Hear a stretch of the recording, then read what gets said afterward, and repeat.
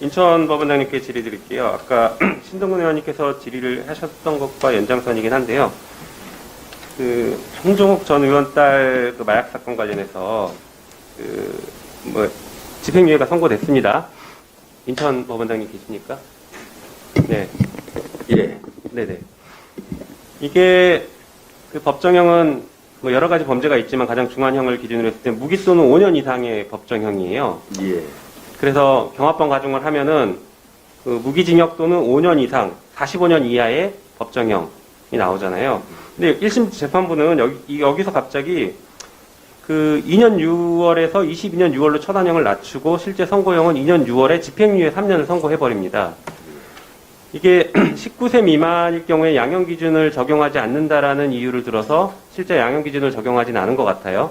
양형 기준대로면은 지금 같은 사안에서 4년에서 7년이 기본형이거든요. 예. 알고 계십니까? 4년에서 7년이 기본형이기 때문에 집행유예가 불가능합니다. 예, 기본적으로. 그런데 19세 미만이기 때문에 양형 기준 적용하지 않는다라고 판단을 했습니다.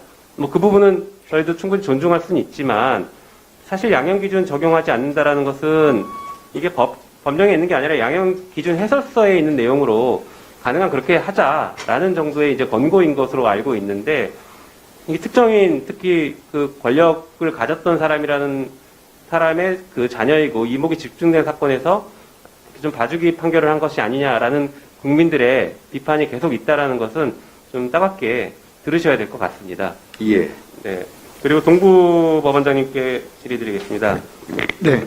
네, 비슷합니다. 김무성 전 의원 사의 사건이 있습니다.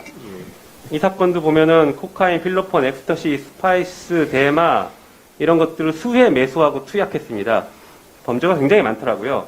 역시 법정형 무기 또는 5년 이상이고 경합범 가중을 하면 무기징역 또는 5년 이상 45년 이하의 징역형에 처할 수 있는 매우 중한 범죄입니다.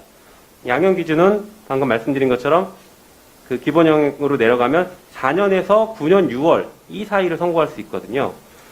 그런데 이 사건 특이하게 지금 양형 기준에서 정한 것보다 더 낮은 3년을 선고하면서 집행유예 4년을 선고합니다. 이거 매우 독특한 사례라고 좀 보여지는데요. 양형 기준 4년보다 낮은 3년을 선고하면서 집행유예 가능이 3년부터니까 3년 이하의 징역형을 선고할 때 집행유예가 가능하지 않습니까? 집행유예를 선고해주기 위해서 그 양형 기준보다 더 낮은 3년을 선고한 게 아닌가라는 비판이 많습니다. 자, 이런 비판에 대해서 역시 따갑게 경청을 하셔야 될 것 같습니다. 그 정리해서 좀 말씀드려보면 마약 양형 기준 준수율이 82.8%입니다.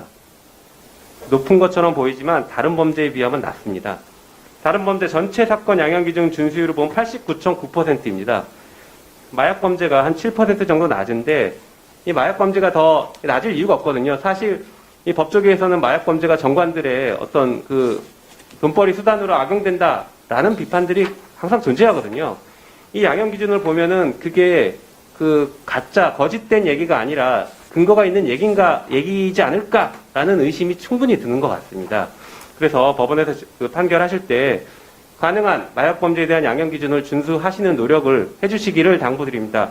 다행히도 뇌물 범죄보다는 준수율이 높은 것 같아서 한편으로 위안인 것 같은데 그래도 꼭 준수할 수 예, 앞으로 유념하도록 하겠습니다. 말씀하신 그 사건은, 동부 사건은 2015년 정도의 사건으로 와서 상당히 좀 오래 전이어서 지금은, 그 이상으로 양형 기준을 조금 지키고 있는 것은 아닌가 좀 개인적으로는 생각하고 있는데요. 앞으로 유념하도록 하겠습니다.